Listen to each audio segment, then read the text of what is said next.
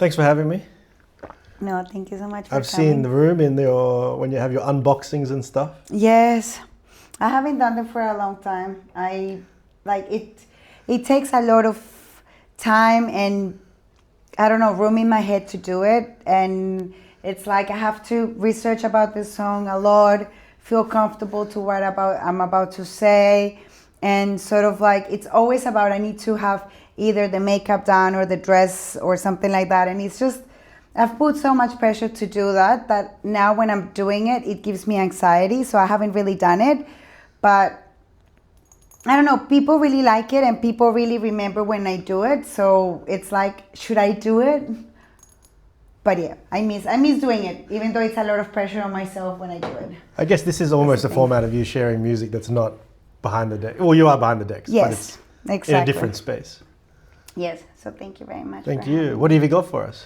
So I actually went through a lot of my records, which is like my private collection, if you want to call it like that, music that I don't really necessarily play out, but that they have a meaning for me.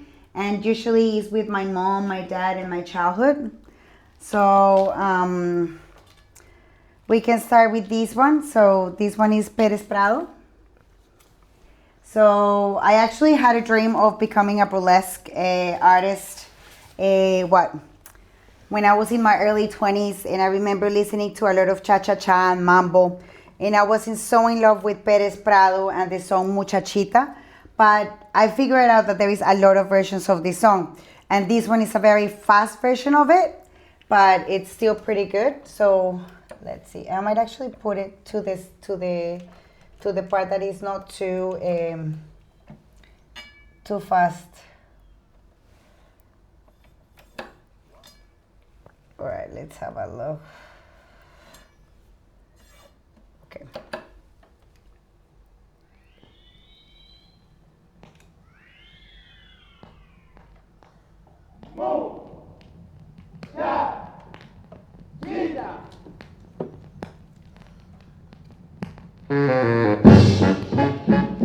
So yeah, it's like a nice sensual dancing of like cha-cha-cha and is muchachita. So it talks about a young woman, and it's like there has been a lot of videos of girls dancing this kind of music. So I thought that it was like a good song for me to do some burlesque dancing, but I never got on top of it because I'm just too shy. How old were you when you had these dreams? Maybe when I was in my 20s, early 20s, when I just arrived here, and I was a lot into psychobilly and rockabilly. So I saw a lot of girls doing burlesque, and I had a lot of friends doing it. So I was like, why shouldn't I try it? But I did a couple of classes, and then I was like, no, this is not for me. So, but yeah, this is basically this song, and it goes like really fast afterwards. But yeah, I've always liked mambo and cha-cha-cha. That's one of the genres that my dad used to play aside from the classical music. So it's very instrumental and it's really good, and I love it because I guess the music that I've played, that I play now is music that has progressed from this genre. So from mambo, cha-cha, and then you've got the boogaloo, and then you've got the salsa, which is when the Latino Americans in New York really wanted to have their own autochthonous music, and they were like fine with boogaloo, but they wanted it to have more of a Spanish context. So that's when salsa exploded and the songs were in Spanish. So I guess this is sort of like where my music taste for salsa started to develop in kind of a way. Okay, so this is one. And then the other one is Carmen Delia Di Pini. So this is Bolero. And this is one of the main voices of the females of the Boleros. And I remember that this was an artist that I used to talk about with one of my friends, Melissa. And that was pre-COVID times. During COVID, we were hanging in my house, listening to these amazing, beautiful, romantic songs. And COVID stopped, and then I got asked to go and play in Melbourne, and I always go to Northside Records or Plug 7, and I remember I went to Northside Records and I was looking at the secondhand Latin music, and I found this record, and that is one of the most oddest moments ever because it's like the best of Dipini, and it's sort of like sometimes when I find these kind of records, I feel that it's meant to me. It's meant for me. It's fate. It was in the exact moment I was meant to find it, and I guess it's the best of. So it's really good, and I mean all of their songs is really amazing. But let's have a look.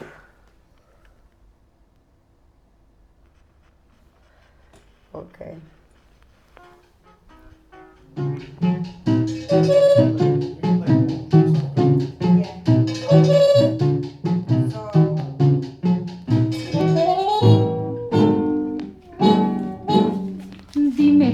It kind of sounds like Los Panchos, the trios that they used to be back in the 40s and 50s, but this one is just a woman that actually, did boleros, and it's like, I don't know, the way that she sings, it sings with so much her heart, and this song especially, it talks about like, tell me that you love me, I know that you do, so it's very romantic, and I remember when I found it, I even called my friend, I was like, hey, here's what I found.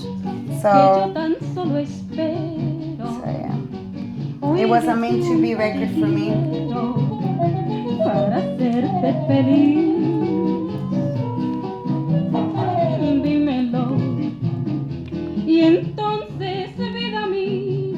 It sounds like, that old voice of women that had like really great sort of like highs in their voices. I don't know if you ever had this, that women, did you ever went to church when you were a child? Yeah. You hear these women when they sing in churches, their songs, and they have like the similar sort of like voices of like very high pitch, and they know how to control the whole, like, I don't know how to say it. They sound like birds in a way, but yeah, that's sort of like, that's what it reminds me of, women that sing in churches. I want to ask about one of your projects that you've just started. It's the women DJs Her Spin on thing? Things, yes. Her Spin on Things. So Her Spin on Things is a project that I started to, I guess, give that opportunity to women and that want to learn how to play records or want to feel comfortable talking about, music and how the industry is, and, start somewhere where they feel safe. Because I was lucky enough to find people that actually taught me how to play records, and that was through the Northern Soul scene. And it wasn't that easy because I guess there's always that, who are you, what are you here? Because I remember the first time I went to one of the Northern Soul gigs in Adelaide, even people were saying, what are you doing here? And I was like, well, I'm here to listen to Northern Soul. And they were quite like, are you serious? You're very young. But it's sort of like I had to, with a friend, prove them that, I was there for the music, not just like someone that is gonna, make fun about what they have built or anything. And, it's quite daunting to start playing records and, because you're putting yourself in a vulnerable position where you are in the front of the stage, people are looking at you, and there's obviously a lot of people that love their music, so it's like, you're just like, they're going like, oh my God, what if the record skips, or what if I do the entry of the song wrongly, or what, there is so many what ifs. So by creating this, it gives that space for women to come here, use the decks, feel comfortable, and then hopefully in the next few months, I'm starting to think about maybe asking some, places if they can let us have a takeover, so the girls are actually in a live space and feel comfortable and start doing that. Because, I was part of the Queen Bee, and it's an amazing collective, but it only sort of like, there is no that sense of like, hey, let me teach you. It's more like, hey, we've got gigs, let's get the gigs, So and let's like do it. preparing you for that. Yes, it's sort of like preparing you for a collective if you want to be in one, or if you want to do one. Because at the moment, there is so much space for people to actually, collect music.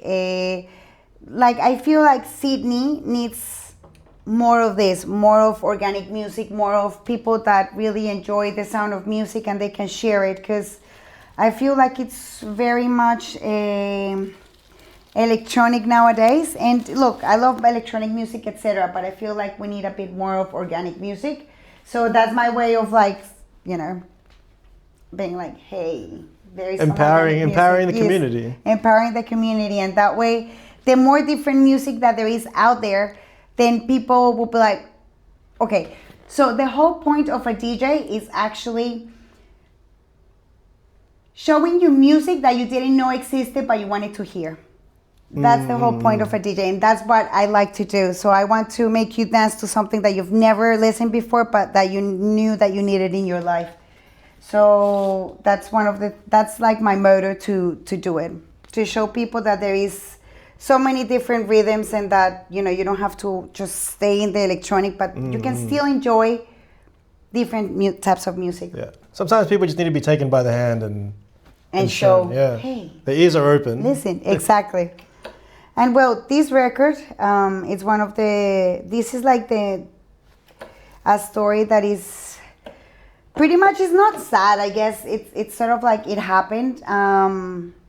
So my dad has passed away, and I remember when I went to Colombia, I had a conversation with him, and you know, the last conversation, I wanted to know more about him and have those sort of like memories of what he liked, what he used to be when he was young. And I said to him, Dad, what's your favorite song? And he said, My Way by Frank Sinatra. And I remember that so much, and I had to come back to Sydney, and I knew that was going to be the last time I see my dad. But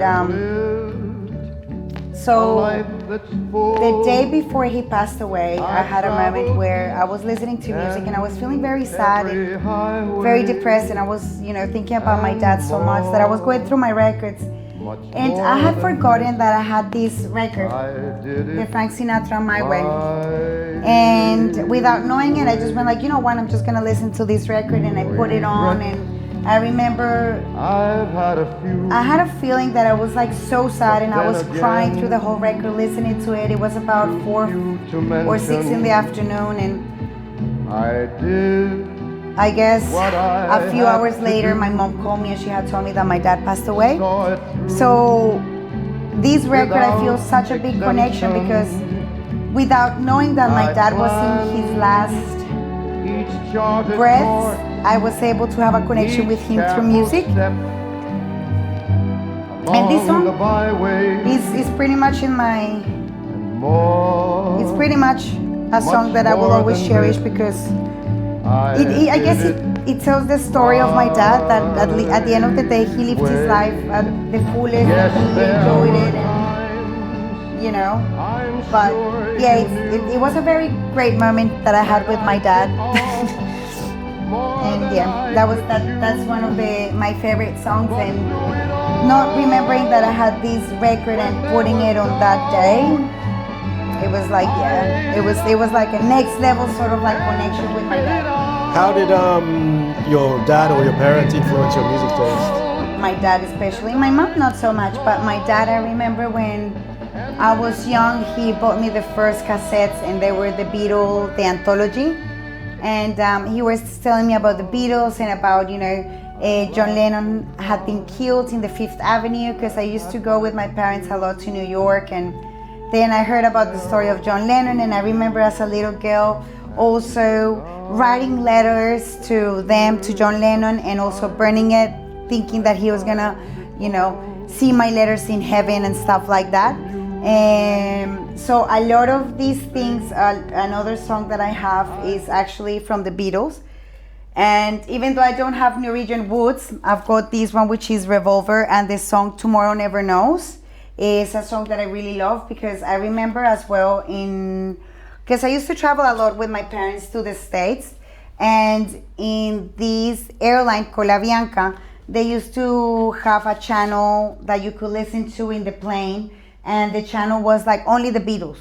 So I remember listening to those 6 hours flight, only listening to the Beatles. And I remember, like, you know, I didn't know about drugs back in the day, but this song sort of like gets you in a state of, I don't know, the sounds and everything just makes you, don't know, it elevates my spirit in a way, and I don't know how to explain it, but the sounds and everything, the synths just, don't know, grab me, and it makes you feel like I'm in a, how do you call it, in like when you go in a, how do you call it, Like a trance. trance. Okay. Thank you. So it's just the sounds of it, and it just reminds me of those travels that I did with my parents to New York. And I remember putting these on full like volume in my head. It just went like this.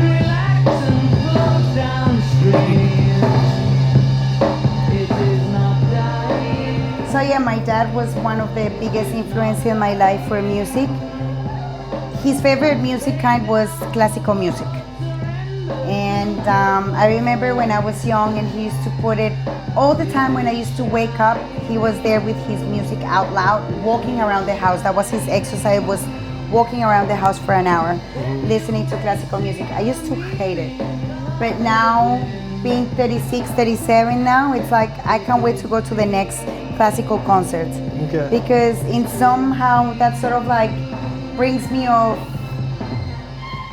my childhood or my family. It's sort of like it's something that helps me feel like familiarized with the music, and it brings me a bit closer to that relationship that I had with my dad, that I wish that now that I'm older, I wish I could have different conversations with my dad, etc. But I guess I'm not able to, but I'm able to at least follow what he has taught me, and hopefully when I have kids also bring that sort of like a music love that he has also into my kids. So I love this one because it brings me to a trance, and it's just like, You're flying through the sky at yes, whatever speed, and you're listening to this. exactly. That's cool. And being like such a little girl and not like just getting to like, I don't know, it's like I could listen to anything of the Beatles, and it just reminds me of when I was a child, and I used to, I guess I was brought into the music by my dad. So the Beatles and also Elvis Presley, but I think I stayed with the Beatles, and since I've been a child, I've been going through every Beatle being in love with. So it started with Paul McCartney, then Ringo Starr, then John Lennon. So, but now it's alright, I'm just in love with Bruce. This song, right? Yes. It's so like ahead of its time. Like you Yes. listen to like 90s UK music. Yes. If you drop this in, Like this. it's almost it like just this, goes right? into there, like, and it's very like influential of like India and things like that, of what they did later on. But yeah, Revolver I think is one of the best records that the Beatles have, as well as the Sgt. Peppers. But I still haven't gotten the Sgt. Peppers, but if I get it, I want an original one. So yeah, but yeah, here we go. So I guess one of your other projects, Discoteca Tropical. Yes. I'm sure most people know about it. For anyone who doesn't, Yes. tell us a little bit about it. So Discoteca Tropical is a project that I have with Sir Bolivar, Fabian, and it is based on the B-side of Latin music. So whatever you don't listen to in typical reggaeton parties or those kind of like parties that you usually will go to, I mean not you, but the Latino people, this is basically giving the space to the music that has been created by artists that are not that well known, or maybe artists that have been forgotten. And for example, I remember I bought this one. It's from Pacho Galan, which is a very old artist back in the day, and my mom used to listen to this kind of like orchestra kind of music. And the last time I went to Colombia, I was invited by Los Rulos social like crew collective to play records there. And I remember that I had inquired with them previously and be like, hey, can I play? And they're like, oh, let us check, but they never came back to me. So I packed my bags. I was in Colombia already, and then they messaged me, hey, can you do these dates? And I was like, I don't have any records, but let me see what I can do. So I said to myself, well, I'm here in Colombia, I might just as well take some records with me. So I went into a hunt for records in Bogota and in Neiva. I asked my family and everyone. And I remember finding this song, Ay Cosita Linda, Mama, and my mom sings this song like quite often. And I remember when I bought this record, I went to visit her in Neiva, and I was trying to figure out how the sequence of my of the set time that I was gonna have was gonna go. And I remember putting this song, and my mom just starts to dance the way that she dances. Like, I don't think I can dance like her. She's like so gracious and so elegant in her own way. And I remember putting this song, and it actually brings her back to, I guess, her childhood as well. And it reminds me of her so much.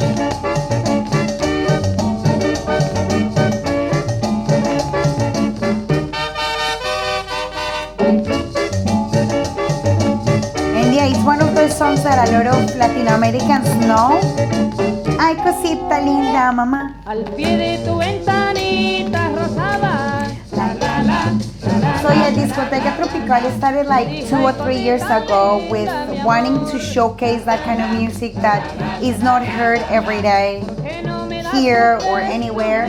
And it's the B-side, and also it's great because since we have made really great connections with people like yourself, and we have created a community, and that is all about, because it's not only about putting music, it's about also creating a community where people want to go and they want to enjoy themselves, and they're able to meet other people that are sort of like the same minded, and it creates something more than just a party.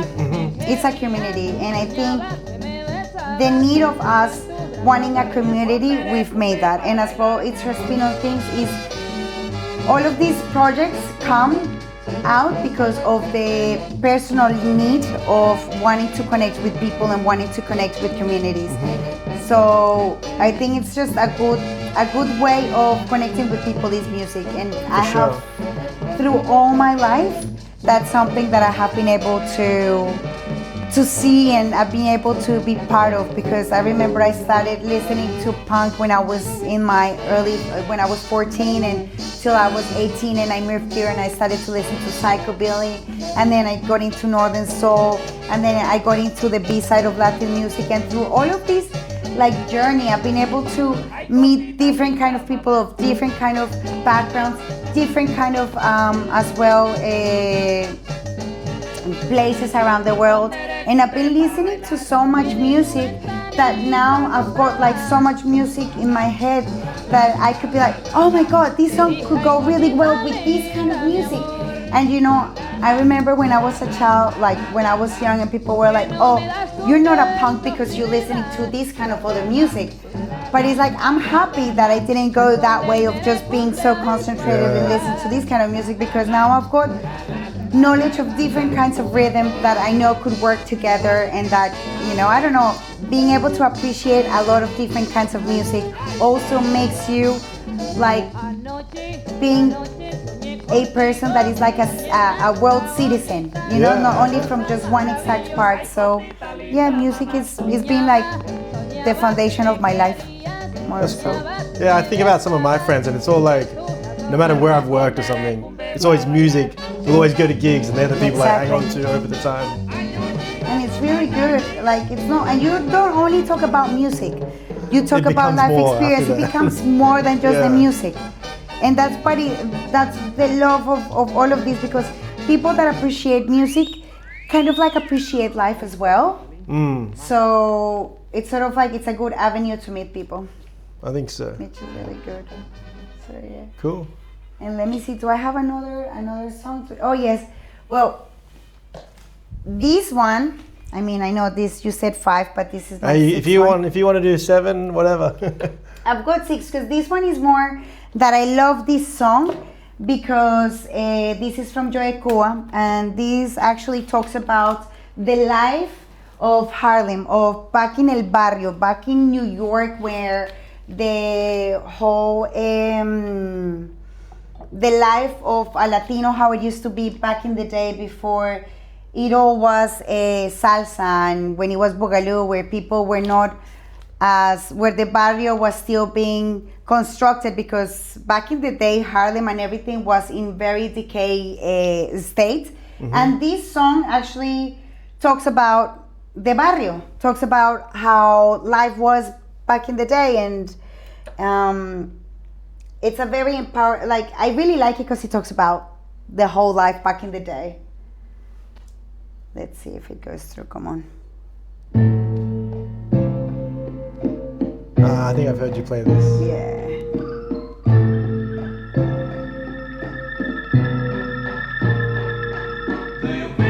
Yes, I feel it. I feel my beloved barrio, my ghetto. This is the story of where I was born. No man's land. And that's the thing, it's not only about also sharing the music. Yeah, I can be a DJ, anyone can be a DJ, but it's more like you need to also think about making sure that you give, like, how do you call it, that you honor Yep. the life of the people that have created this music, and you can, you know, keep the legacy of how it was, or you can understand the feelings of the songs. Because to be honest, like back in the day when the Boogaloo, Cha-Cha-Cha, and Mambo were being made, it sounds amazing, but what the society was going through was a lot. So it's sort of like understanding as well, where does the music come from, who is making it, why they did it, and, you know, sort of like feel the same feelings that they had when they were writing this kind of music. So honoring the music masters of the music. Yeah, the time and what's happening in the community. Exactly. Yeah. The grooviest taste and drink you want to try. Everything was beautiful to me. My querido, my beautiful barrio, my ghetto.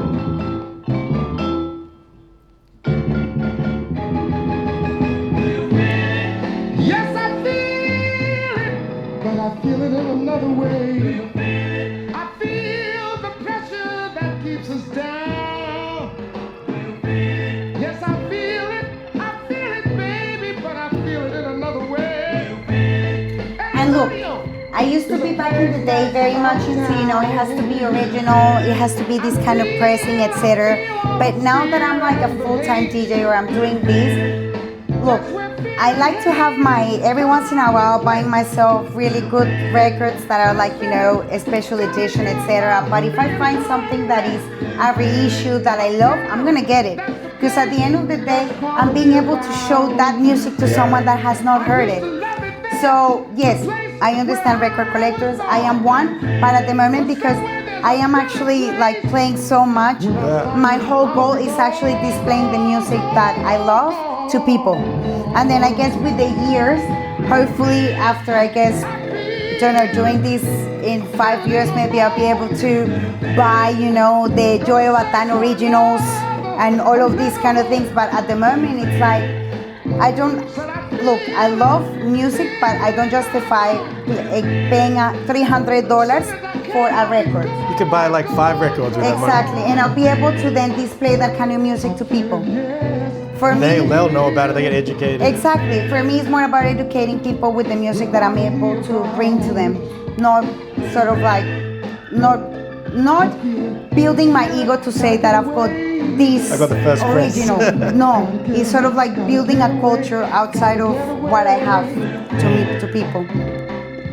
That's cool. But that doesn't mean that I respect people. I respect so much the record collectors and the love that they have, because I started in the Northern Soul scene where where, you know, the collectors really care about the issue, the pressing, the state of the record, and all of that. And I appreciate that, but I don't have the money to be able to worry about that right now. Yeah. I am just worrying about being able to show the music that I have. So I think you can do both. create that appreciation for both. I think mean, you I can do do both. have Yeah. I do have some records here, and I do have one Northern Soul record. Let me see if I can find it in. I think it's in this box. And I think this is the 45. Let me see if I can find it, because I think it's in this box, because I keep my Northern Soul Precious in this box. And if I find it, I show you. If not, I'm gonna tell you anyway the story of this. So when I started to play Northern Soul, I remember there was this song that I love that is, oh yeah, here we go. Long After Tonight Is All Over. And that song, it's one of the most beautiful songs because it talks about the guy that, you know, long after tonight is all over because I'm going to start loving you kind of thing. And it's a very beautiful song. And I remember this one was one of the first 45s that I bought that I paid more than $20 for, and I paid $60 and it still got the price there. But I made the effort of buying that because back in the day I was what I would have been like in my mid-20s, and I started just to get into the record collection. But I saw this record and I was like, I need to have this. So this is one of my most precious, I guess, acquisitions that I've had, that I'm happy that I was able to find. And this song can make me cry. It's just so beautiful.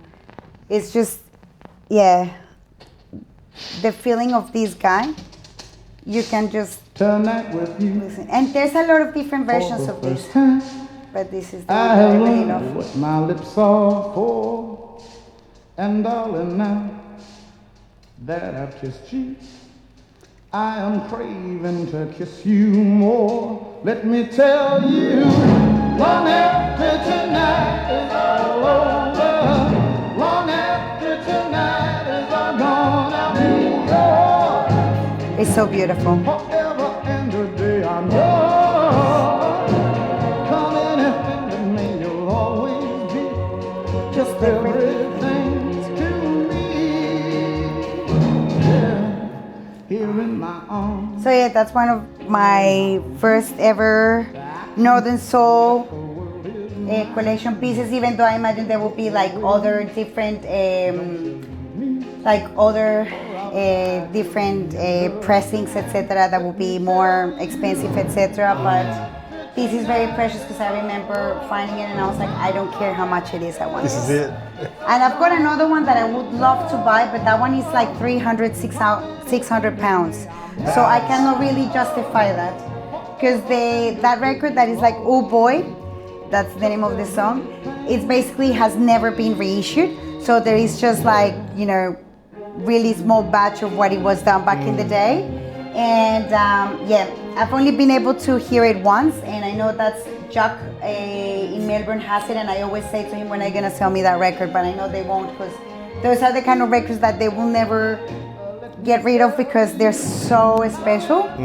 But yeah, maybe one day I'll be able to get that song. But yeah, this is one of my most beautiful acquisitions I've ever had, and I remember, I guess it reminds me of that really great time where I had also friends my same age that were starting to get into this record collection, and it's really nice. Like, I guess I'm happy that I've got such an eclectic taste of music, because I think it's important for you to be able to know what you like. You need to listen to a lot of things.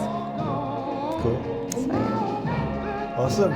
Thank you very much. No, thank you so much for having me and Thanks, Juana. letting me, I guess, show you not only the Latin side of me, but Yeah. also the other kind of things that I guess you didn't really thought that I might have. No, I've seen you do the soul events. Like you opened up the like Angel Place for some soul people. So I know you've got it in your collection. Yes, I love my soul music and everything, but if I can, I guess, show people more about the music from Colombia, that's my main goal. Because I think that there is so much culture that needs to be explored here in Sydney, and that little by little is expanding, but there's still a lot of work to do. I think so. Cool. Thank you. Muchas gracias. No, gracias.